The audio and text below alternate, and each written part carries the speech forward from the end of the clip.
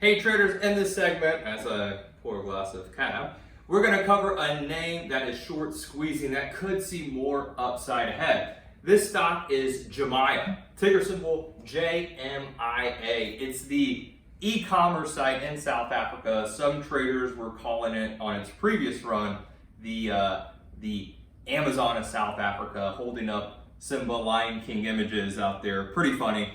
But it was a Citron short. Citron, a famous short seller out there, had this on a short list, and the stock took a big hit.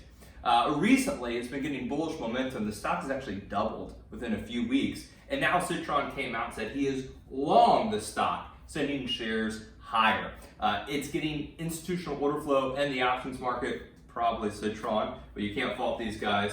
And the stock, I think, can trade 20 plus per share, maybe even 25 per share if we continue to see bullish momentum in tech stocks. And remember, not only do we have e-commerce names here in the States picking up, but around the world e-commerce is growing, and that's what Jumia is. It gets that South Africa market. So look for that stock to squeeze on the upside. These names with short floats, they can move 5-10% a day like nothing.